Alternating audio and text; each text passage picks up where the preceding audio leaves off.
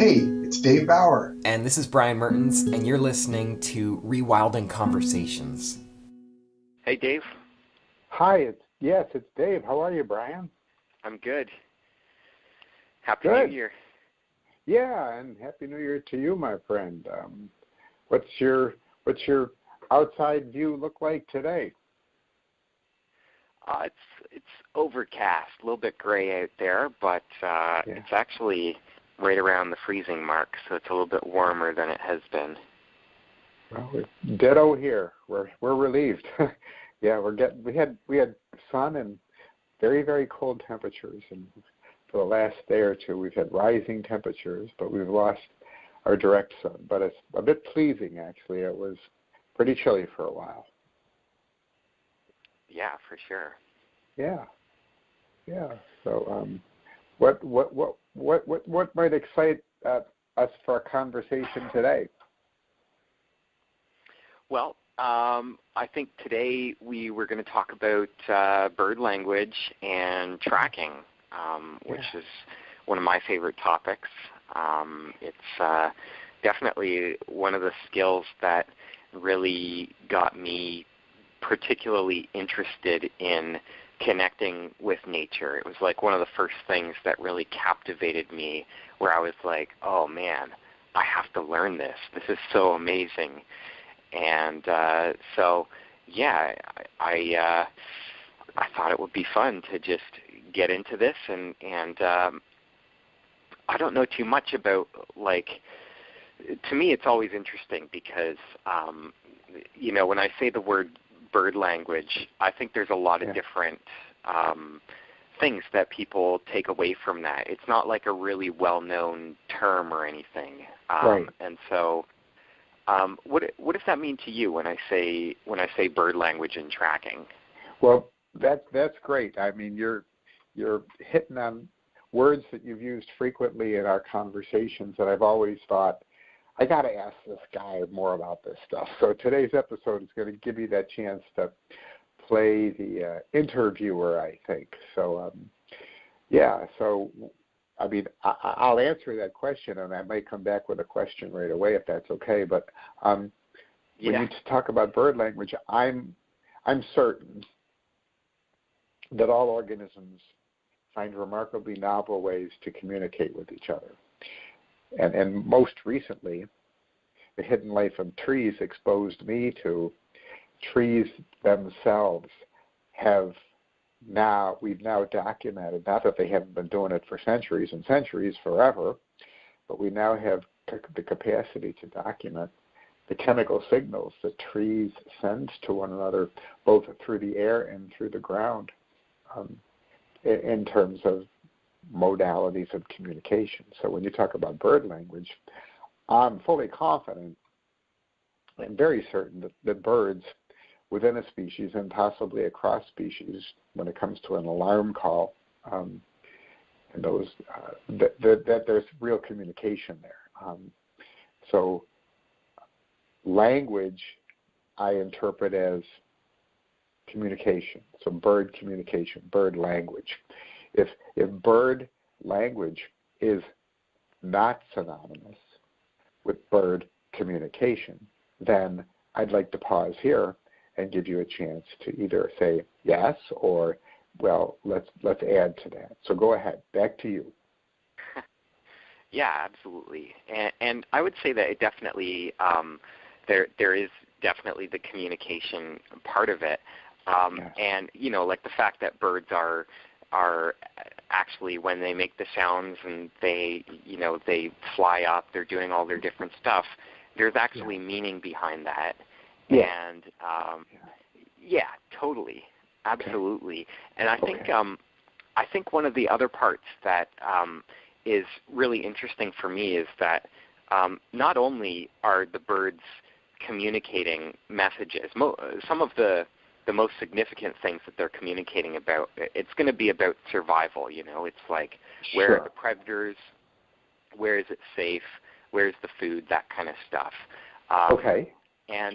The one of the things that I find so interesting is that human beings have been paying attention to bird language, like for since the dawn of time. It's not only something that birds use; it's something that human beings use. It's a survival skill for people too. And if you look at tribes living in different parts of Africa, where they still live, in a remnant way of the hunter-gatherer lifestyle that has existed there for thousands of years. They know bird language, just as well as the birds do.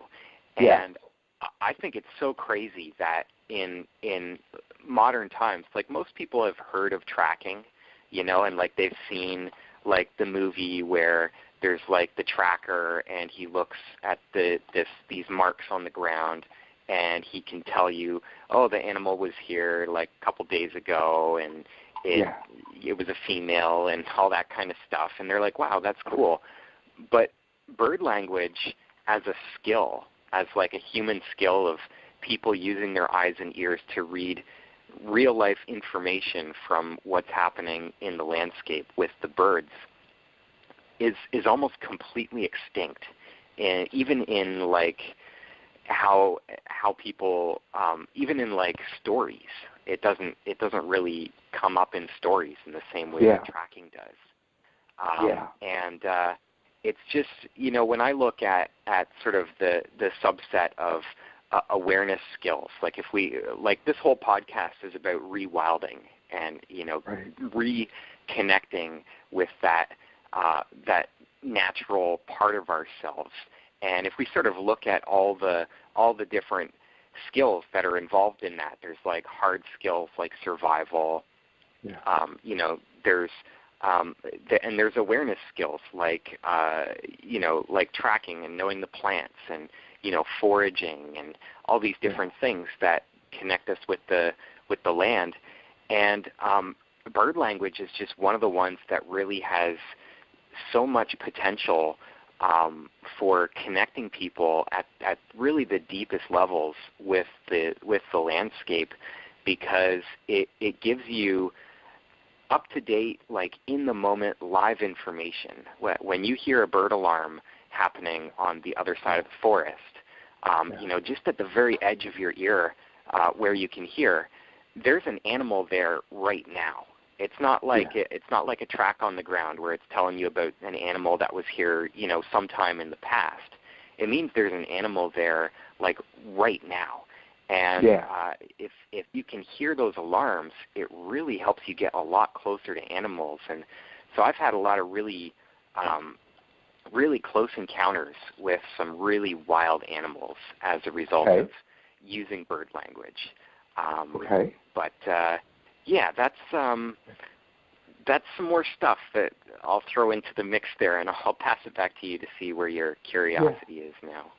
So we're going to stay on this thread of birds and bird language. We're going to go with that for some period of time. I just want to take a tiny step back so that our listeners and I discover.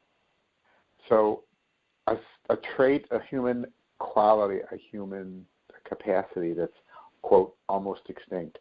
So you were curious about it.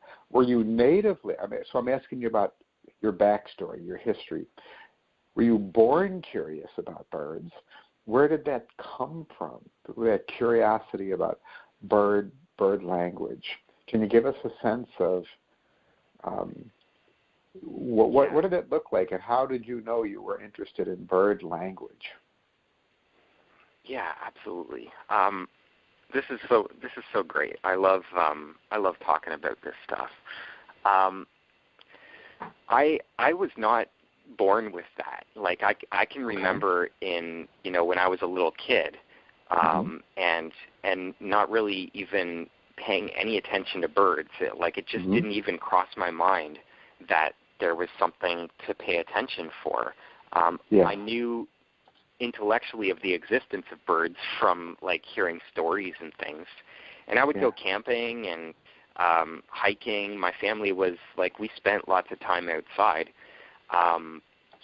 but I just never really it didn't captivate me until there was a period in kind of my my late high school years when I really started to look at my life a lot more closely, and because for whatever reason I don't quite know why this happened. I started to get a little bit disillusioned with my life, and I was like, why am I going to school? We're not really learning anything, and just like those kinds of questions, like what am I going to do with my life?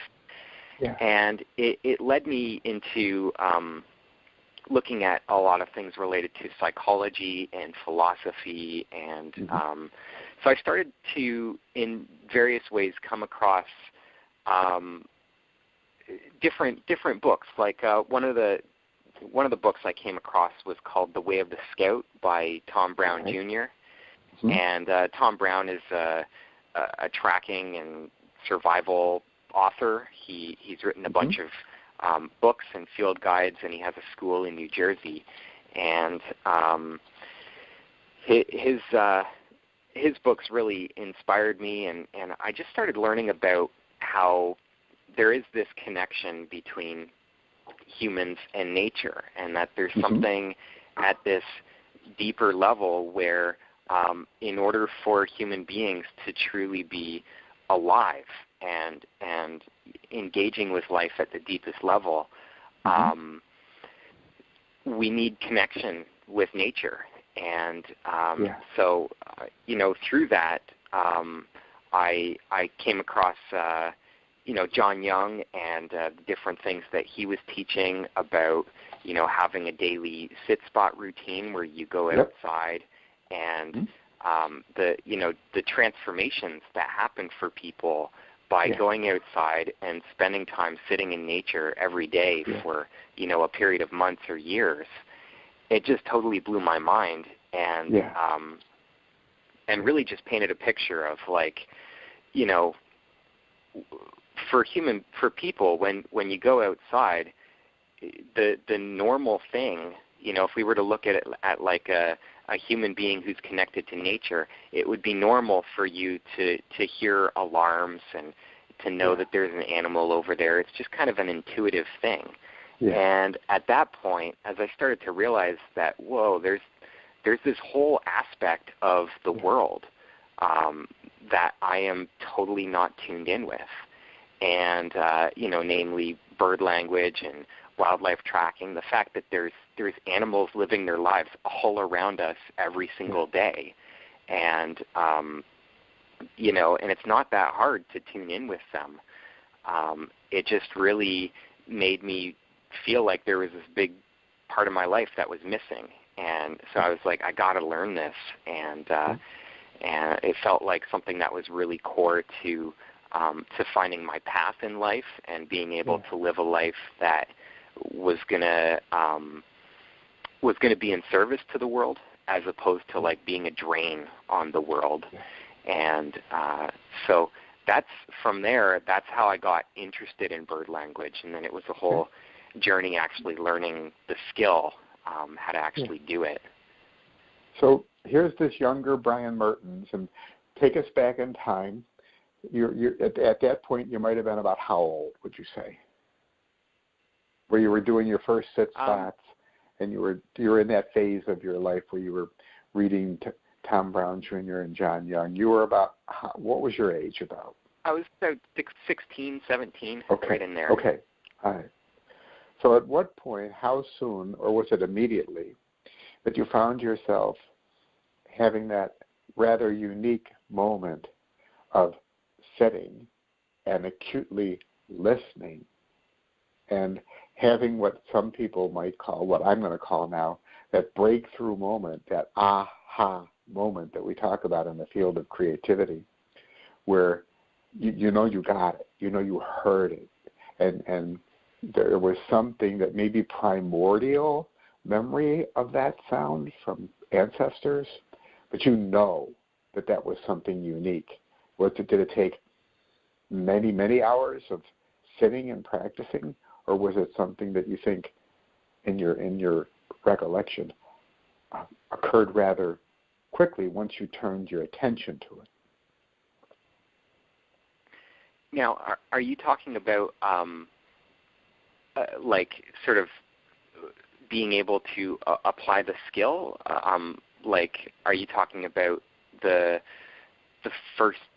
moment when bird language as a skill really came together for me, or are you talking that's what I'm talking about. I'm talking about you're a young person, 16, 17, whatever, and you're now in the woods with the intention of gaining an episode or two of listening to birds. And can you go back to one of those early moments and to tell us what was that like, or is that memory too distant and you can't recall it?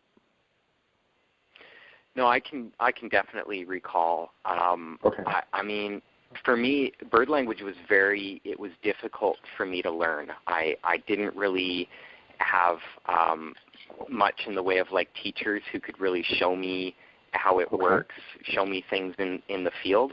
And so a lot of it was just trial and error. I spent a huge amount of time just sitting out at my sit spot and knowing that bird language is possible, knowing that there are alarms happening around me and there's different things going on, and trying so hard to just like find some sort of auditory cue, like that would tell me, okay, that's an alarm.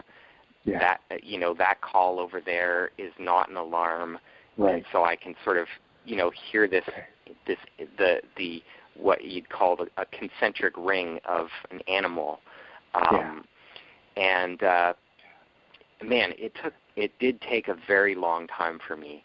But I do remember the very first time I was sitting out at my spot.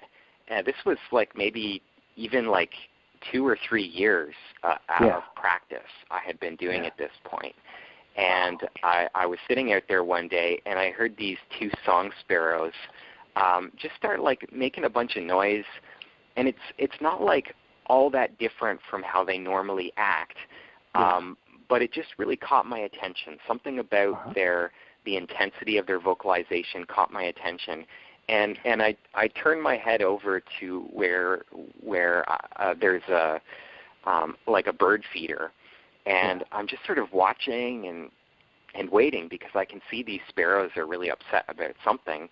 And out of the bushes pops this little house cat, and he sort of moves along the edge of the forest, and I can watch, and right over top of him there's these 2 sparrows kind of following along as the cat moved there. And I was like, oh my God, did that just happen? I have been waiting so long to see something like that, like a really clear example of bird language, and that was it. And that was a really cool moment. So what you just described is so consistent with the field of neuroscience, because the field of neuroscience emerges from learning, and what the field says, and we've touched on this in past episodes, is that it takes hours and hours of small, brief, and very frequent episodes of practice for the neural circuitry and the chemicals that travel down the neural pathways in our brains to develop certain attributes. So if I want to become really good at skydiving, I better not throw a chute on my back and jump out of the next plane I'm on, because I will kill me. It takes many, many, many hours of micro episodes of learning.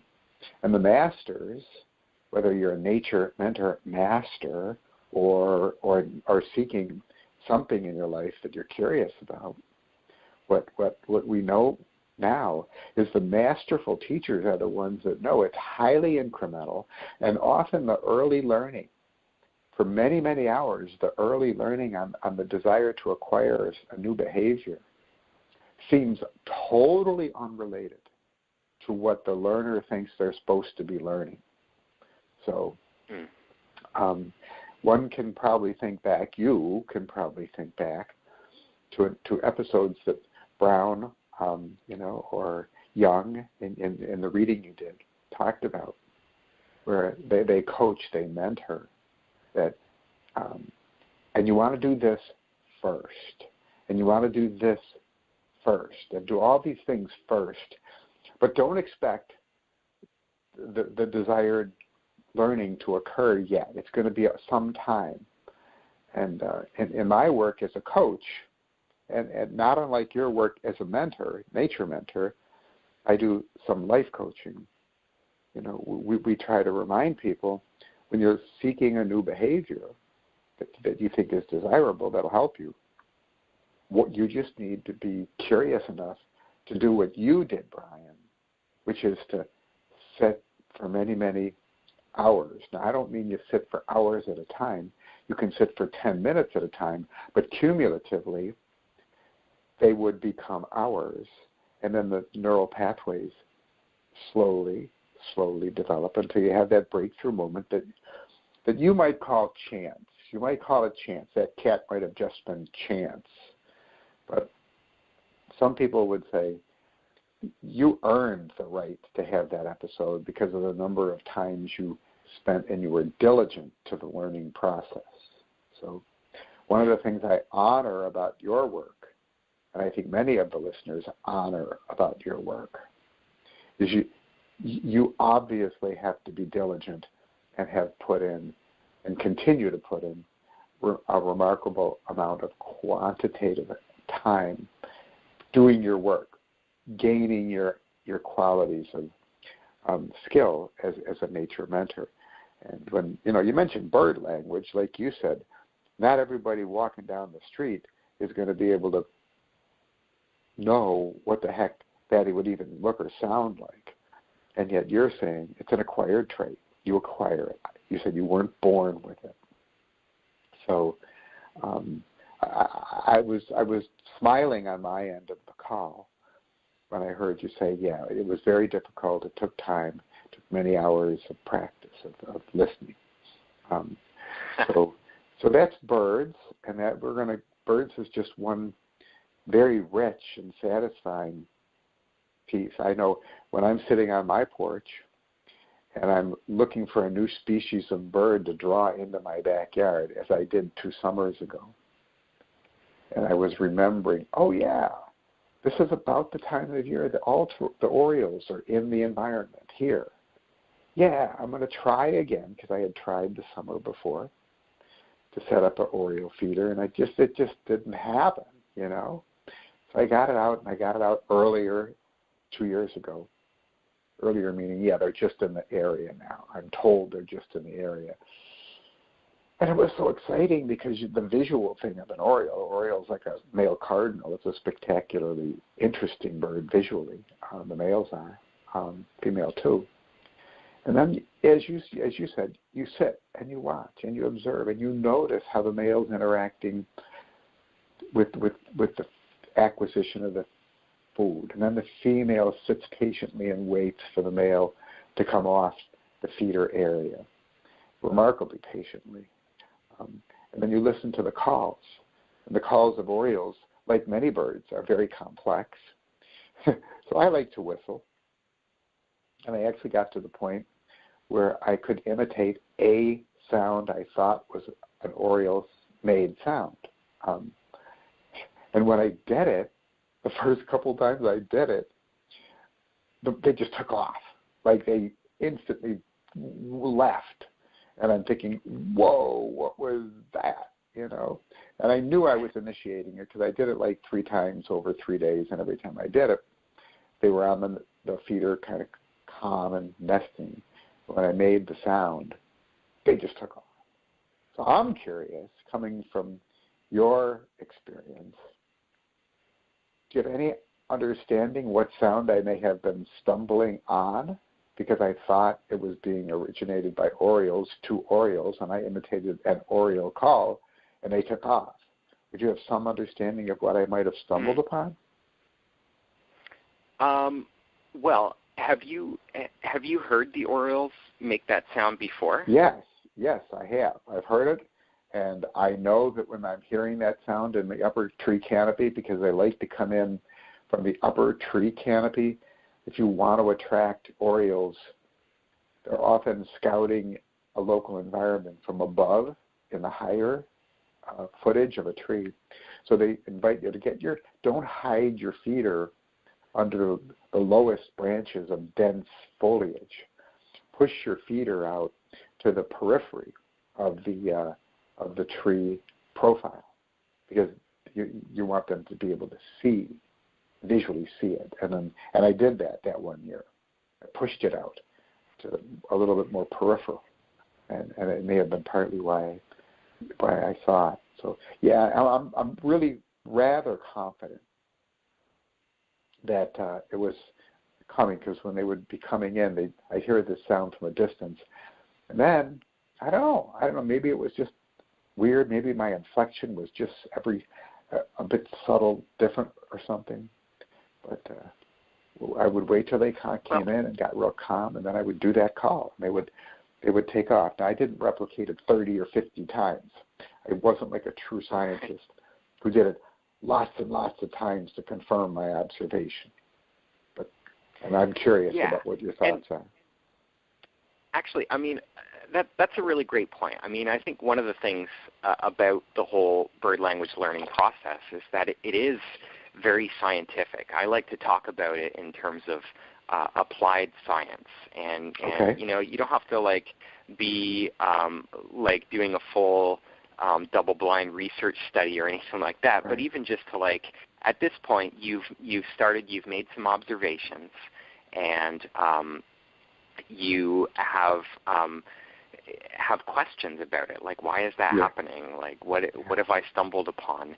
And oftentimes the best way to move forward is to gather more information, run more experiments, just do more stuff, and also you can check with your resources, which is what we're talking about right now. And I don't personally have any experience with orioles, but I do. I think that the patterns of behavior that birds use are common across species. And so once you learn bird language with an American robin, you can in many ways apply the same lessons to something like an oriole. And so I guess the first thing that I would look at, what I am curious about, is can you describe any more of your observations of the times when you heard that sound? Like what was going on in the landscape, and what did you observe about the orioles even afterwards? Is there any more detail that you could share around that? So memory is not my strongest trait. What I would need to do is, and I'm making a note of this right now because I take prolific notes when we talk, I've made a note on paying attention to the macro and micro environment when the orioles are coming in and I'm hearing them from a distance, and being diligent about the broader, I call it landscape consciousness mode. So what's going on? Is there wind? Is there not? Are there other birds? Who are they? Is there movement or not? Yeah. What's the light like? Is it early in the day? Is it mid-morning? What's the humidity like? Is there a storm coming in or not? The landscape consciousness, the broad lens of awareness. So, and have I done that with diligence? Absolutely not. So this spring, you will find me on my porch doing it at a deeper, richer level as a result of this conversation, which is what I had hoped I'd gain, is a curiosity to practice. And anytime anybody at any stage in life develops that curiosity to practice, whatever it is, you're on a really cool thread. So we happen to be on a thread of practicing bird language, which I think is very exciting. The fact that the trait is nearly extinct is even more exciting, because it would be cool if and I'm being transparent now, one of the reasons I wanted to do this topic with you, Brian, is I wanted to gain some skills and understandings from you through this podcast of how might I bring this art of bird language understanding to young children, because they're the ones that I hang with the most, the 3 to 10-year-olds. Can I get them intrigued with what I'm learning? So you're doing it. Yeah. You're knocking it out. You're helping me gain that curiosity. I've also just written down a little note. Get into Cornell and some of the very deep research-based institutions that have recordings of bird sounds, and start listening to bunches of different Oriole sounds, so that I gain an understanding of what those sounds sound like, so that when I hear them in the real physical environment, my backyard, I will have developed a capacity to know, oh yeah, I know that now. I didn't know it, but I knew it now because I practiced it using a form of technology that's available to us today. It wasn't available to our ancestors. Hey, what does it sound like when the saber-toothed tiger is coming in? Well, I don't know. Let's go out and see if we can get ourselves killed and find out. We don't have to do that today. Right, exactly. So a little humor, but no, this is very rich. This is very satisfying. You're intriguing me, and I suspect you're intriguing our listeners with this conversation. So is there some other dimension? Help me stumble upon another attribute to bird language. Alarm is something that we should be able to recognize in a bird's range of calls, an alarm sound. Let's talk for a little bit about how do birds sound acoustically when it's easy, safe, light, and do they have different types of sounds that have some quality to them that tell you, oh yeah, that's a mating sound. That's not just a friendly, I'm in the area, or that's a territorial call. Right. I have to believe that sometimes birds love to sing. I have to believe, like humans, they just love the resonance and that feeling of singing, of chirping. So talk to us a little bit about the other dimensions of bird sound so that we hear you say it. Yeah, absolutely. I think it's definitely a very helpful thing to have frames of reference for categorizing bird sounds, so that it's no longer just a bit like the most basic level of bird language, which doesn't really even qualify as bird language. It's just bird identification. It's just knowing, oh, that sound is a robin, that sound is a junco, that sound is a sparrow. But then the sort of the next level of looking at birds would be to actually realize that birds have different vocalizations. So there's the alarm that we already talked about. Birds, especially like songbirds, looking specifically at songbirds, they sing, right? So they have those long, melodious, like robins, they sound kind of like, and sparrows kind of have their series of whistles and tweets, and so you can identify songs as distinct from calls. Like a call would be like a short burst of sound, like a peep or a chip or any of that kind of stuff. And so they tell you different things. Like a song is used by birds mainly for setting up their territories. So some birds will, like a robin, will go to a post where, like up in a tree, where it can look out over its territory and sing. Other birds, like the common yellowthroat, will circle around its territory, singing as it goes. And so you can actually, if you follow a yellowthroat through its full circuit, you can map out its territory pretty easily that way. And songs are also used for attracting mates. So it's really just in most cases just the males that sing, and the females typically don't sing. There are a few species where they do, but mostly if you hear a bird singing, it's probably a male.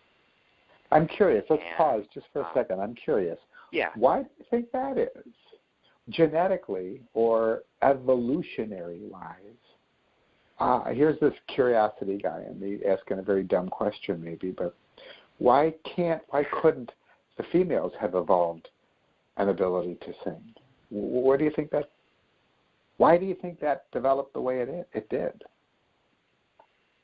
I don't really know. I'm sure that there are probably research studies that have been done on that, and there's probably theories. I mean, if I were to make a guess, I mean, there is an evolutionary benefit for males to have a song, in that it sort of maybe it shows their level of health or vitality. There is evidence that if you look at species like robins or sparrows, the males that have the more complex songs are perceived to be more desirable by the females.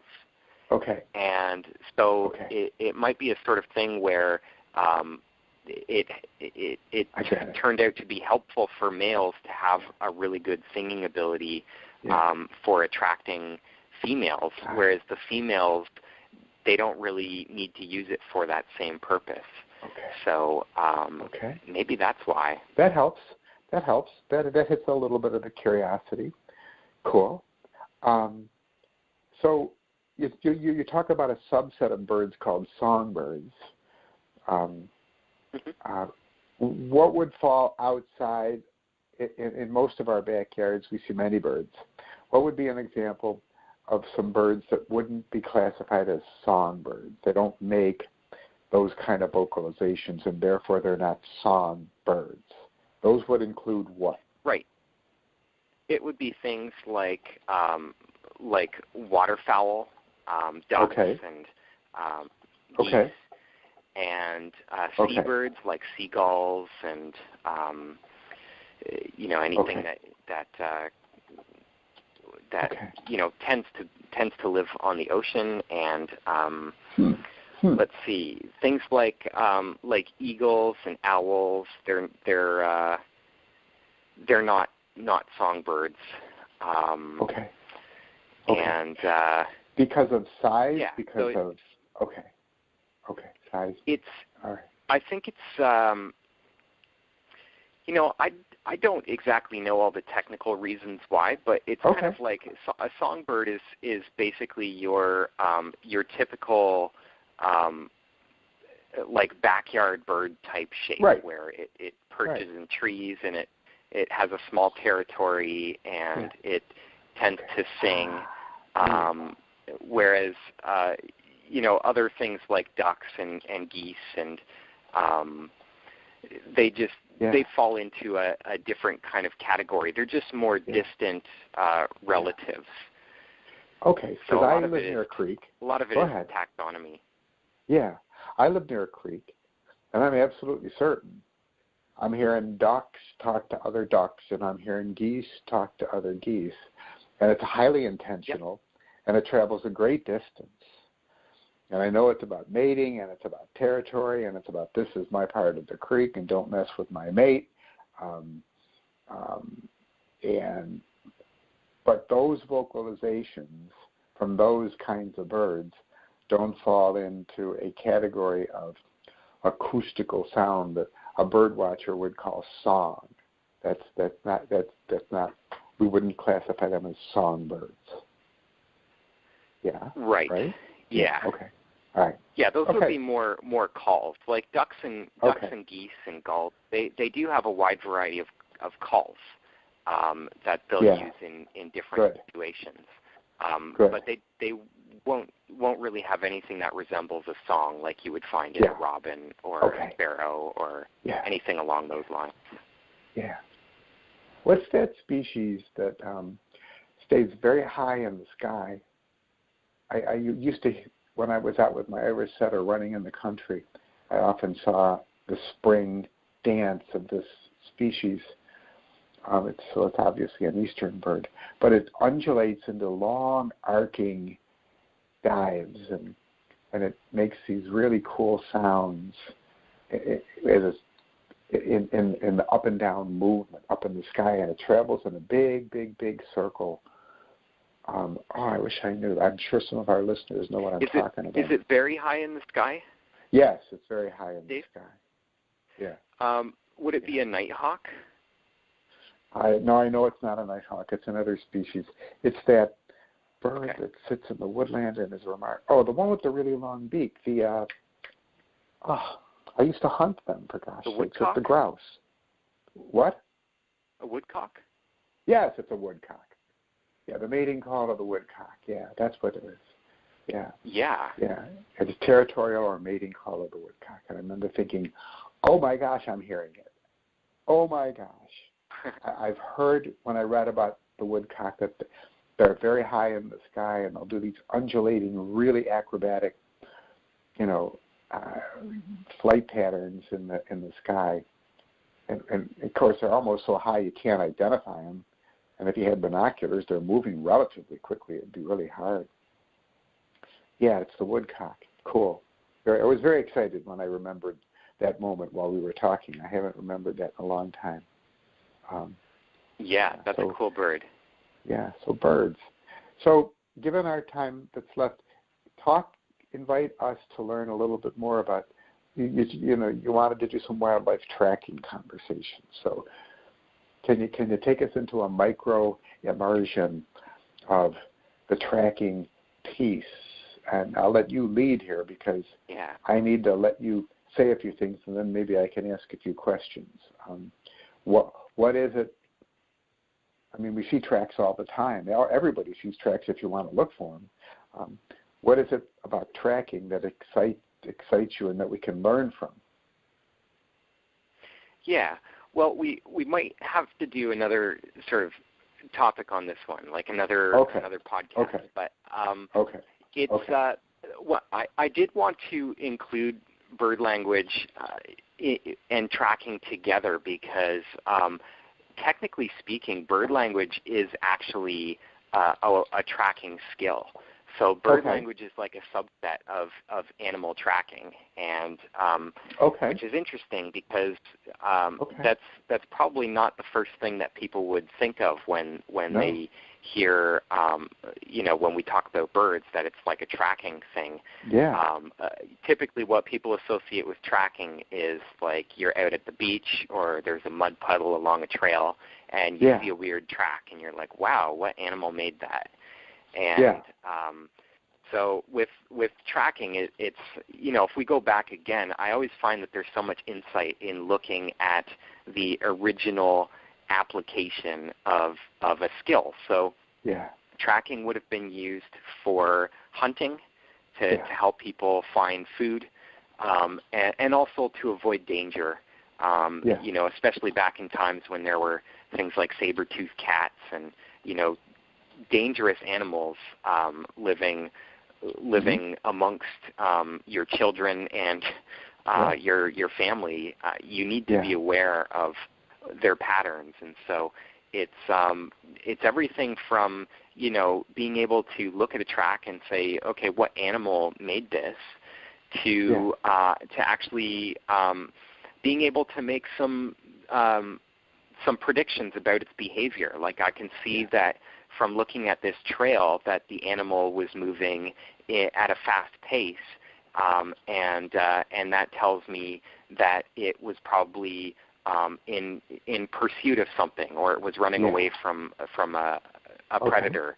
And so that being able to interpret the trails and understand things by looking at the trail, but then also things like being able to actually find the animal. So you see a track on the ground, and being able to follow it for long distances until you can actually lay your eyes on the animal. That's another aspect of tracking, and bird language comes in big handy there because as you get closer to the animal, once you get within earshot, there in many cases will be bird alarms that can tell you when you're getting very close. And so it all sort of comes together where, like, the people who really go the deepest and really get bird language and tracking at the deepest level, they work on all these different skills. It's not, they don't rely on just birds or just tracks or any of that kind of stuff. They sort of, it's the synthesis of all these awareness techniques coming together at once that you really get the best results. So that's a little bit about tracking. Okay. Good. So this topic will come up again, I'm sure, because of the nature of the skill sets that you possess and you wish to share with others. So I'm just so satisfied that we stumbled upon this invitation, that you stumbled upon this invitation for me, because I had always wanted to know more, and this conversation gave me a chance to remember, as I did during this call, during this podcast, I remembered some episodes from my past that were very exciting and very cool. So when did they happen? Lots of them happen when I'm alone. So I think one of the things I'm taking away from this conversation, and maybe this can be beneficial to our listeners, is if you want to enhance the likelihood of a really cool moment in nature, go to places where you're okay being alone, because then it becomes your responsibility, my responsibility. Senses become heightened. I know when I'm all alone. I'm not talking to anyone. I'm not paying attention to anything else. I'm just aware of my physical setting. So I think one of the things I'm inviting our listeners to try to find episodes and places where they can be alone in an outdoor setting. Because I do think from this conversation, I'm reminded that when I do that, the richness of the experience can sometimes be pretty satisfying. Yeah. Yeah. Yeah, absolutely. Yeah. Yeah. And I think as a culture, we will benefit. So I sometimes make big leaps, as you know, Brian, and here's a big leap. I think when we can become more comfortable with ourselves alone, and nature really is a great place to do that, we become gentler. We become more. We become better listeners. We get calm. We get more centered, and we feel safe. Richard Louv has a wonderful quote that we've said a few times, but one of the things about a child getting time alone in the woods is it allows the child to decompress from the frenzy of their daily life, because daily living can be frenetic. And to the degree any one of us is feeling that pressure of the frenziness of life, you don't have to go far out your door to let that begin to dissolve. And listen to birds and look for an animal track. And just go slow. Go real slow. It's the antithesis of what culture often tells us to do in modern society. Multitask. Go fast. And less is more when you're outdoors. Less is more. So just a light splash into a provocative, reflective moment on what I'm gaining from this moment in our conversation. So, is there something you'd like to put on the tail end of the conversation, Brian? Yeah, I just wanted to, on what you were saying there, that is one of the things that happens. I find, the thing that really motivated me to get outside and do bird language was knowing that those moments when you go outside and you have that really just heart-stopping moment with an animal or a bird, or you have that aha moment where something just comes together and you realize what's actually going on with those orioles. It does put you into a meditative state, and it awakens certain attributes of quietness and happiness, inner peace, all those different things. And they do, those attributes do spill out into your other life too. So it impacts relationships, it impacts career choices, all that kind of stuff. And I really think that is, I'm just appreciating you bringing it back to that, because that's, I know for a lot of our listeners, that's really where the rubber meets the road. It's like, just wanting to live the best possible life that we can, and, both for ourselves and for children and all that kind of stuff. So, I'm just appreciating this conversation, and lots of fun to be had out there. I'm excited. Great. So thanks for this time and conversation. And for those of you who are relatively new to the podcast, just get on ReWilding Conversations on Facebook.